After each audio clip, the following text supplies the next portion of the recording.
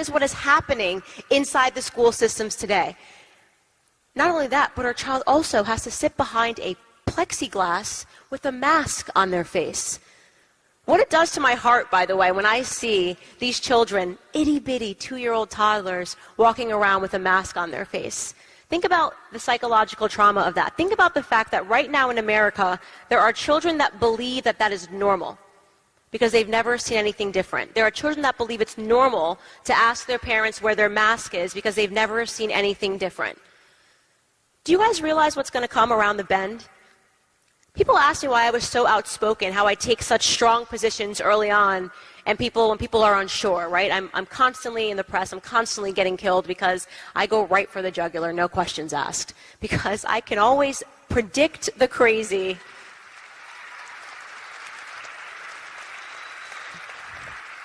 I just have a remarkable ability to just see the crazy coming down the block, you know? I could just see it. I will never forget the viciousness that I was hit with by both sides of the aisle, by the way, when the Me Too movement appeared, came out of nowhere. You know, suddenly it was hashtag Me Too, and it was trending on Twitter, and every girl was sharing their stories, and conservatives were silenced, and the left was giving them a platform, and everyone was saying, this is good. This is great. This is, of course, we should be talking about sexual assault and rape and rotten industries. That all sounds like a good thing. And it was so obvious to me that the left was going to use that as a tool to take people out, right? To say that we no longer believe in due process, that on the basis of a mere allegation, someone should be forced to step down from their job. I mean, I saw that crazy coming, right? And of course, this is what the left does. They like to create issues. They like to talk about issues that make people uncomfortable. We're dignified people. We don't want to be in a room. You never want to say to someone, oh, okay, maybe there's something wrong, you know, with just condemning people instantly for sexual assault allegations because we're good people.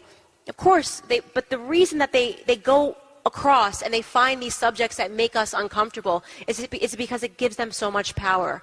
When you're talking about race, they want white people to shut up. When they're talking about sexual assault, they want men to feel uncomfortable and for them to shut up. And when people are shutting up, that is when the left gets the most yards in the culture war, right? That is when the left runs the game in the culture war. Their goal is to make you feel uncomfortable to use your voice. Their goal is to silence Americans. People keep talking about the silent majority. I'm tired of the silent majority. I just want people to be the majority. Start speaking out and saying what you believe.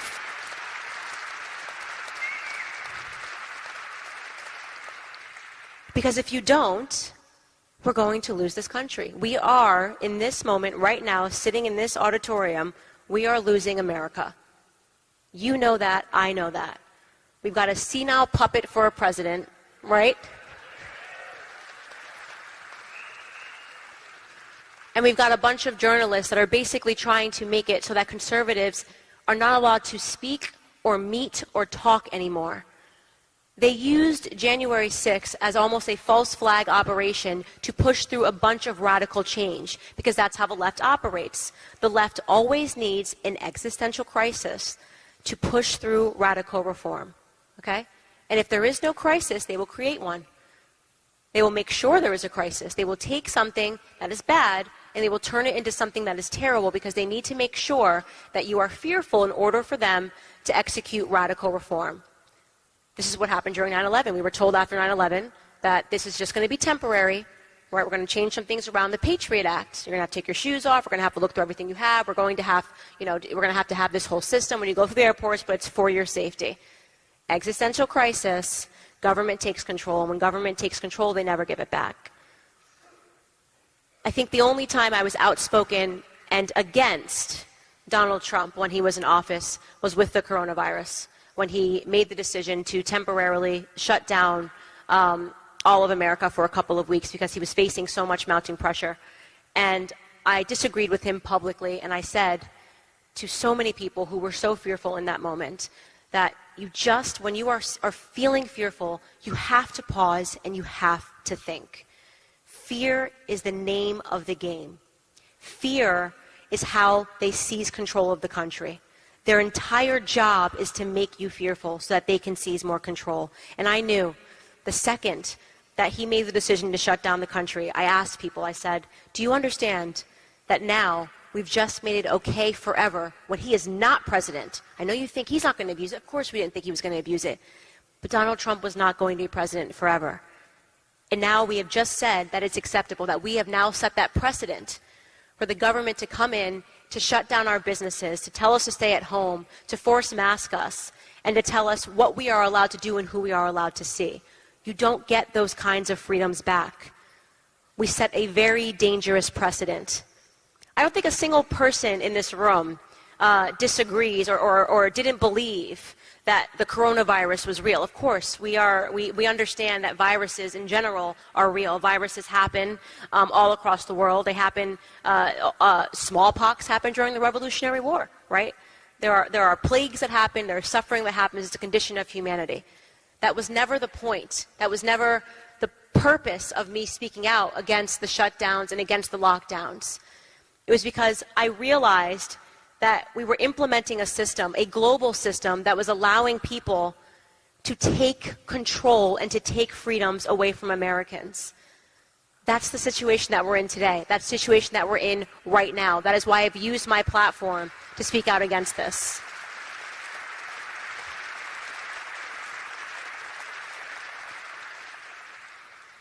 People ask me, where do you get the courage from to just go out and to say something and to just say what you believe over and over and over again?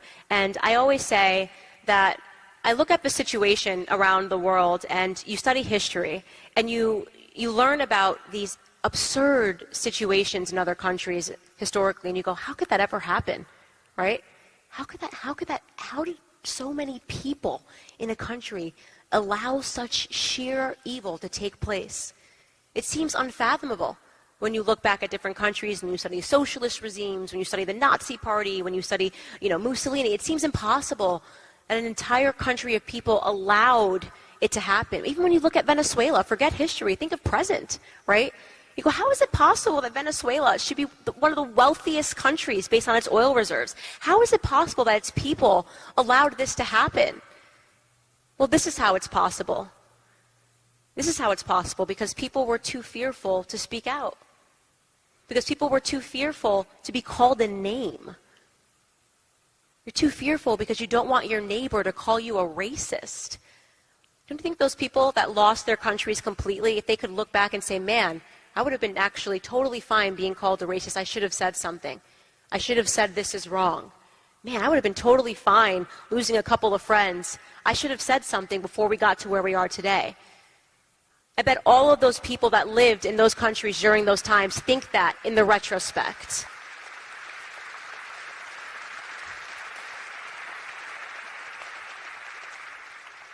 What are the things that you can do? That's another question I always get. Candace, what can I do? You have a platform. First and foremost, if you're thinking, Candace has a platform, so it's easier for her to say things.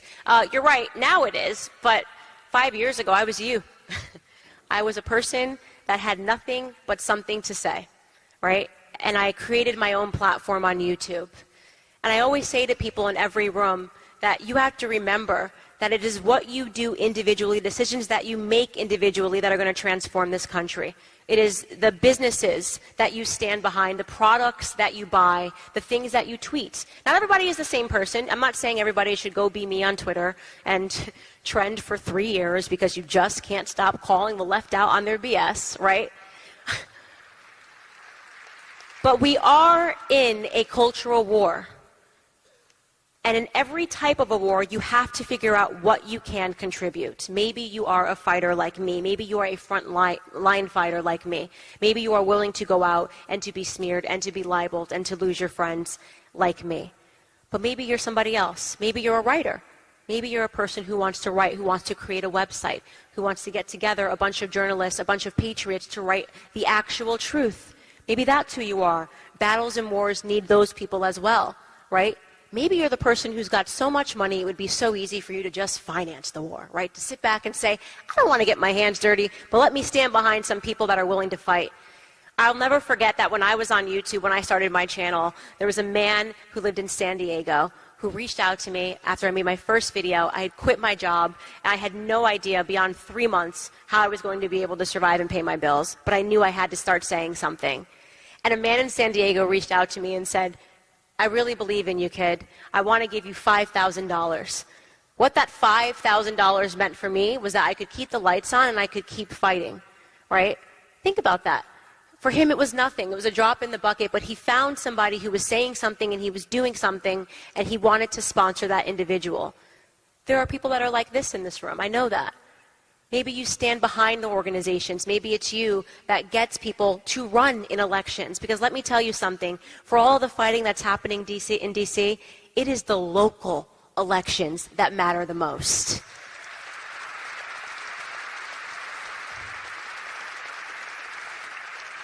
Run for the school board, right? We never hear these discussions being had, but we need to start thinking about the local elections. We need to start thinking about how we are going to make sure that this poison does not make it into the classrooms. We need to start making sure that the state houses are doing everything they can to clean up these elections, because let me tell you, if mail-in ballots are the way of the future, you can say goodbye to America.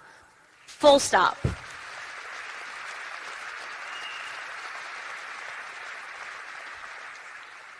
I am not an extraordinary person.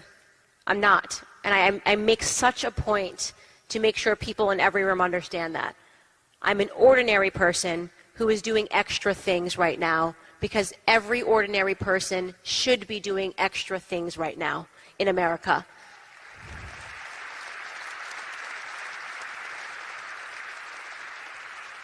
I had a baby 4 months ago, 16 weeks. And it's so funny because I remember sitting down with Ali Stuckey, who's a podcaster, and talking to her on my show.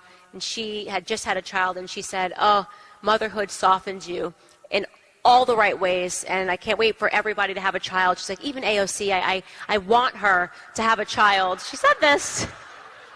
And she said, because things change when you have a child, and your perspectives change when you have a child, and you become softened.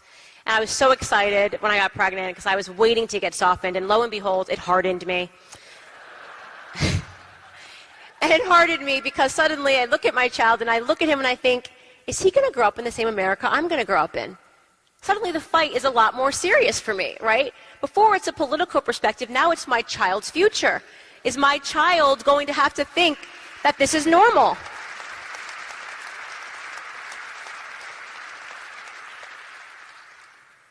It started for me and realizing what the left was doing. And I had to kind of think, how do we fight as conservatives? And I had to reverse engineer and think, when did this start for me? When did I start believing this poison? And it takes me back to my childhood. It really does. Because I really do believe that everything that the left is after right now in this country is destroying families, right? And because sometimes you look out and you go, what are they doing? Like, it just seems like they're everywhere all at once, just starting fires, a little fire over here, a little fire over there, and we're just running side to side trying to put the fires out. And what's actually connecting all of these fires if the left is starting? All of these fires if the left is starting, what is the connection? What is the thread that ties them all together? Why are we talking about gendered, non-gendered restrooms, right? Like, that seems like a random fire to start. Like, nobody ever was stressed out when they saw the word bathroom on a sign. No one was like, oh my gosh, this is horrible. But the left picked up this battle and they stuck it to us, and suddenly we are like really in the throes of, we need bathrooms that say non-binary, full inclusion. We've got more than 26 genders. Like, why did they pick that particular battle, right? Then you look over and then you see the feminist camp, right? And you've got the women that are screeching about the patriarchy, and they want to undo traditional families, and they need men to understand how horrible and backwards they are. And they're going, why is feminism becoming so toxic, right? It's not so much toxic masculinity that concerns me as much as toxic feminism does right now in this country.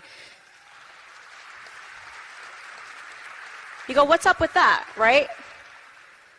Then you think, what the heck is going on with, okay, you guys, you had the abortion battle, and now they're talking about wanting to abort children at 9 months in the womb. What the heck is going on? What do these three crazy things, all of these crazy things that the left is doing, have in common? And the answer is family. That's what the left is trying to do. They're trying to destroy family. If you've studied Karl Marx, if you've studied the Communist Manifesto, you know that Marxists have always wanted to attack the family. That was seen as a structure that had to be destroyed in order for Marxist ideology to flourish. So when you say, why are they telling kids to pick their genders? Why are they encouraging children to mutilate their bodies, right? Telling them in kindergarten classrooms that they can pick their genders in California. In certain districts in California, they've already passing that down, that children can pick their genders. They're trying to push through policies that allow children to get gender reassignment surgery before they are even of age. There are children that are running around saying, I am in the wrong body, I am a non-body. This term didn't exist when I was in school, right? So I know that this child is being taught that because it didn't exist 10 years ago, right? The purpose of that is because a child that mutilates their body will never have children, will never have offspring. You've already destroyed the family.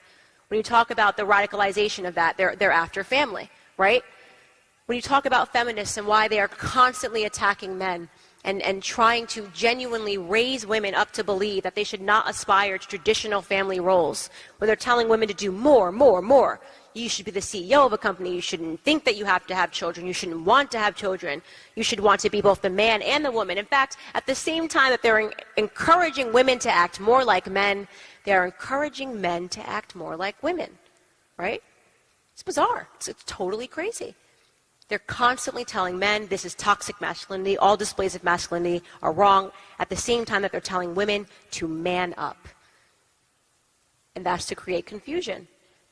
That's because that will eventually corrode the values of family. And families will always be in the way of big government. And socialism is big government, right? They need to make sure that children that are coming up do not turn to their mother and their father at a dinner table for answers. It's the same reason why they are so actively trying to destroy the pillar of faith. Talk about a pinnacle that I thought we'd never reach in this country, shutting down churches during COVID-19, right? What was that all about? I lived in D.C. during that time. They were shutting down churches. We could no longer go to church during COVID-19. And you say, why is there this attack on churches? Why are they trying to make preachers and pastors take on this leftist ideology? Well, it's because once you remove faith, and once you remove family, the government becomes the faith. The government becomes the family. They want people to drop down on their knees and say, I'm in pain, not God, how can you help me, but government, how can you help me? What policy can the government give me to help me get on my 2 feet? That's what they want. They want to marry people to the government. The experiment, when you talk about that, when they first started realizing that that could actually be done and done successfully, was with Black America. Black America has always been the testing ground for leftist policies. Black America has always been the experiment for Democrats. When I wrote my book, Blackout, I had quite the fight. Thank you very much. You guys have no idea how hard I fought to write that book with Simon & Schuster. I'm probably one of the only conservatives that actually wrote their own book. Usually they get a ghostwriter, put their face on it, and that's it. I wrote every single word of that book, and it was an uphill battle with Simon & Schuster, who wanted to gut it and turn it into something else. From the beginning, from the subtitle. I picked the subtitle of the book, Blackout, How Black America Can Make Its Second Escape from Democrat Plantations, right? And the Simon & Schuster said, oh no, that's too strong, right? It's offensive. I'm like, that's the point.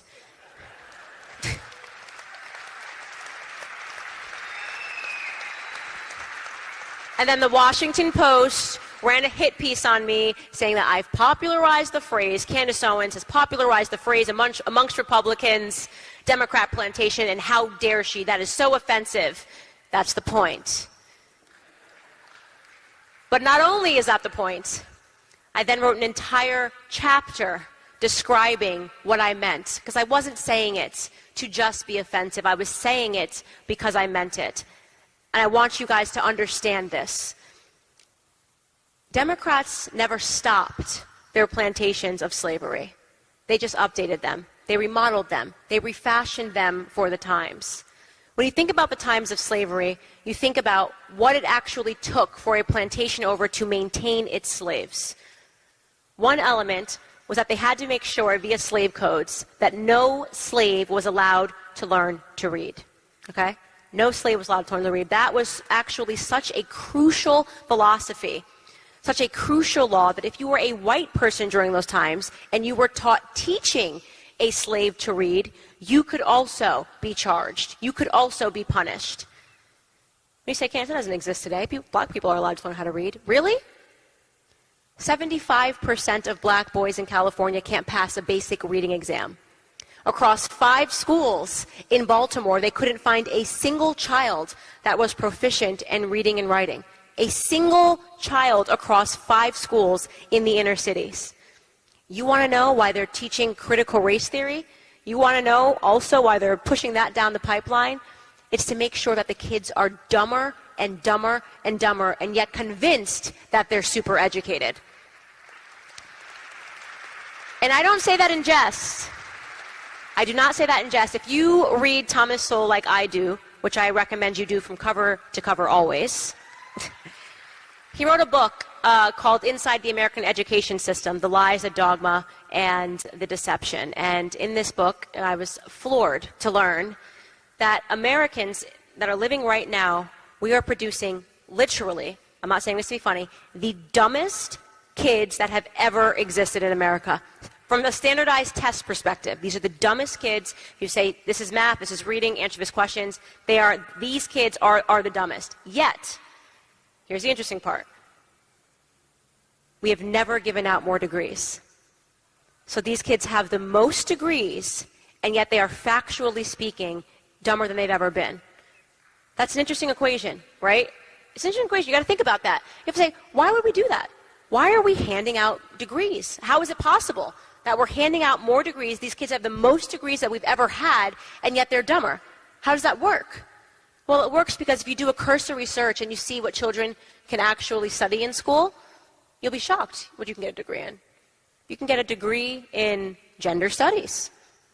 I thought I checked it off in kindergarten when they said 2 genders, boys' bathroom, girls' bathroom, right? Now you can spend 4 years learning what it took me in 1 class in kindergarten to learn. That's a meaningless degree. You can get degrees. You can get degrees in civic responsibility, social responsibility. They're handing out woke degrees and keeping kids for 4 years, putting them in debt $100,000, like me. I had $100,000 of student loan debt, to give them a meaningless degree. Why are they doing that? Well, because they know that these kids will come out and they will know nothing, but they will be convinced that they know everything. They want them to be passionately stupid. That's the only way to describe it. To be passionate about their stupidity. And you might say, why does the government want that, right? Because imagine being a kid who spent 4 years getting your gender studies degree, being so convinced and so pompous and so arrogant and going out into society, and finding out that you can't get a job. Because as it turns out, we don't need that many people that are majors in gender studies to get the day going, right? And so you imagine being that kid who then sees the kid that he went to school with that didn't go to college. That kid's fixing air conditionings, and he's making 6 figures because it turns out we need a couple of people that can do some plumbing and can fix some air conditionings.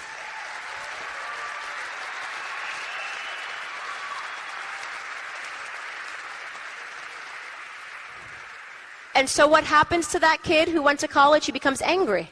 He becomes angry because he feels like he was robbed. He's angry that that kid is more successful than him and he went to trade school. He's angry that that kid maybe tagged along with his dad to work and he's making more money than he is, doesn't understand it. So of course that kid thinks the system is broken. I did everything right. The system is broken. And that kid has learned in school that the system is broken because capitalism is backwards, because capitalism is wrong. So that's part of the plantation economics, right? Make sure the slaves don't learn. I meant it when I said that. The second piece of Democrat plantations when they were maintaining them in the South was ensuring that families were torn apart. Isn't that something, right? They needed to make sure, and I remember reading Booker T. Washington's Up from Slavery. In the first chapter, he talks about how when his mother died, he felt nothing. Because as a slave, it was nothing to lose your relatives. You just constantly were being traded from plantation to plantation, so they wanted to make sure that they were severing familial relations. Does that answer your question when you look up and you say, how is it possible that families are so destroyed? That in the 1960s, there were about 20% of African-American families that were being, African-American children that were being raised without a father in the home, and they thought it was a crisis. Today, that number is 75% of black children that are being raised without a father in the home. Father absence is one of the biggest epidemics that we are facing in this country, if you want to talk about a pandemic.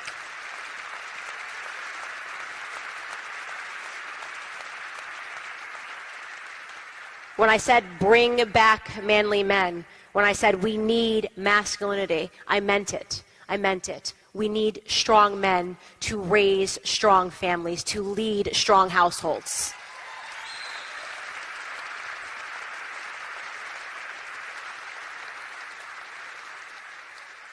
The left understood that. The left understood that forever. The Democrats have understood that forever, and that is the reason why they routinely attack families. It's why they want your children to mutilate themselves. They want to make sure they're so confused and so backwards. By the time they wake up, it'll be too late.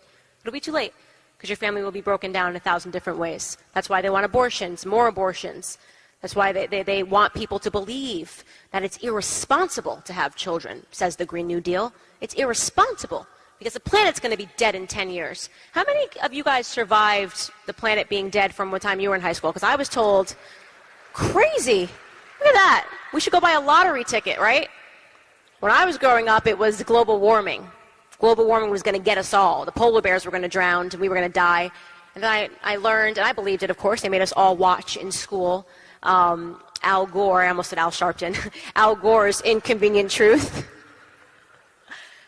And they said the planet's going to be gone. Right? It would be irresponsible for you guys to have children. We need you to be activists about the environment. Little did I know that they had done that over and over again. There was the ozone layer. There was the acid rain generation. Those poor kids. Imagine being scared every time it rained. Imagine if you lived in, like, Seattle. That would be horrible. I mean, like, just... There was global cooling, that generation, global cooling. They were told that things were going to freeze over. And over and over and over again, because at the end of the day, they're already trying to tell children, converting them into little activists, using the environment as a new type of religion, right? Pledge your faith to environmentalism. The left knows that faith is never destroyed, it's just replaced, right? They want to destroy faith in God, they want to destroy faith in family, and they want to replace it with another type of obsession with environmentalism, obsession with all of these isms that they can create. They want you to worship government. They want the family to be destroyed. A third element of democratic plantations, and this one is my favorite because people said, okay, well, this definitely doesn't exist anymore, right? They used to whip slaves. They used to beat slaves. They used to sever slaves' limbs so that if they got caught trying to escape the plantations, when they got back, they would sever their limbs because they wanted to teach the other slaves, don't you dare. Right? That was a part. It was a part of maintaining a plantation to make sure that the slaves didn't get any ideas about their own freedom. And you go, okay, well, Candace, that's definitely not happening. I challenge you to think again. I challenge you to Google my name. I challenge you to Google the name of any black conservative that has had the audacity to pick up and walk away from the Democrat Party, and let me know what comes back at you. It's a figurative lynching. They attempt to destroy your reputation. You read my Wikipedia page, you read about Larry Elder, you read about Clarence Thomas, you read about Condoleezza Rice, you read about every single black conservative, Dr. Ben Carson, a literal brain surgeon who has about 1 million hits calling him stupid, okay? About 1 million hits calling a literal brain surgeon stupid. Why? Because he had the audacity to get up and to walk away from Democrats. And that's not a fate now that's just for black Americans. When I'm talking about these plantations, they're not just for black Americans. They reserve the worst treatment for black Americans because they see something proprietary. Candace Owens should not be speaking in a Republican room. Candace Owens should be owned by me. We created a system dating back to the 60s for black Americans. They should be married to the Democrat Party. LBJ built that beast. He built that system. We've been giving them welfare for decades. They belong to us. They reserve the worst vitriol and the worst hatred for black Americans. Oh, but it's for white Americans too. It's for white Americans too now. They're coming after everybody's families, right? They're coming after everybody's reputations if you don't kowtow to what they want. They're coming after everybody's children. The left seeks nothing more than absolute power, and we cannot give it to them.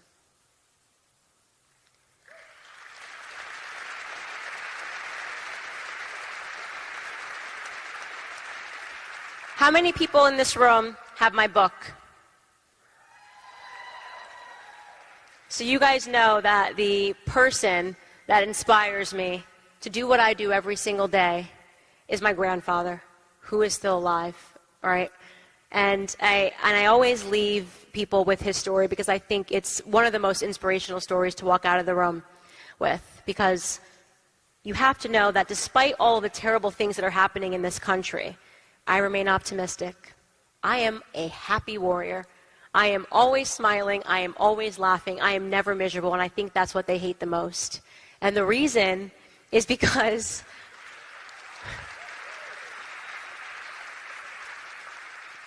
I've got something they can't take away from me, right? I've got genuine, pure love and an understanding for what is genuine and what is purity and what is love. And I have my grandfather as an example, as the ultimate pillar of my life, really. My grandparents, both of my grandparents, my grandmother passed in 2013, which was a part of my awakening and my return to the conservative principles that were taught in their household when I was growing up. My grandfather was raised in the South, in the segregated South, in North Carolina. And one of the most fascinating things about hearing his stories of what it was like to grow up with the real Ku Klux Klan. You know, they like to talk about Klansmen now. If you ever want to get a leftist upset when they talk about Klansmen, say, where are they? They go, well, you keep bringing up the Klan. Where are they? Like, where are their meetings? Where are they having them? You know, it's kind of just become like an idea now that they like to throw around when they're talking about Republicans and conservatives. But when my grandfather grew up, it was the real Klansmen.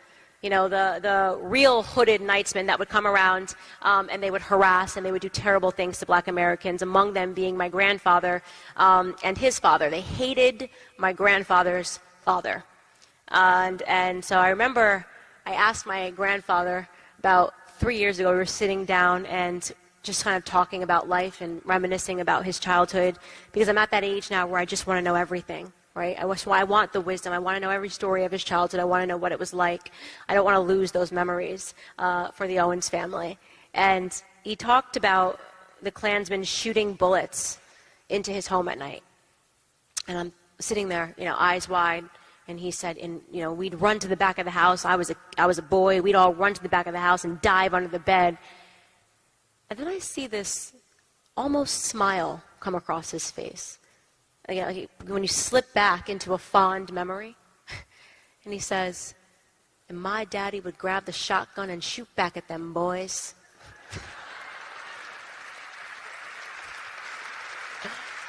It's just,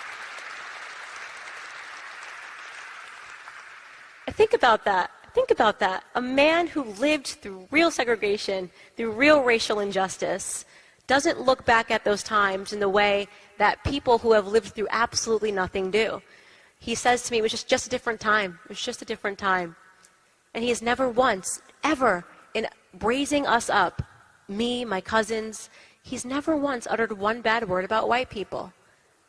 That tethers me to something, a different truth, a deeper truth that I think most people should realize. If you are living and breathing in America today, you are a part of a generation of people that is the most privileged that have ever walked the face of the planet. Okay? Ever.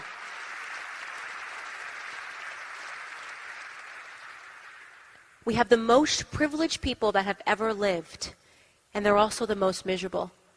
They've lived through absolutely nothing but they're certain they are living through tragedy every single day. I ask people when they say, what inspires you? Find out what inspires you. Who's your granddaddy? Because I'll guarantee you whatever he was living through, it's a lot harder than mean tweets and being called a racist.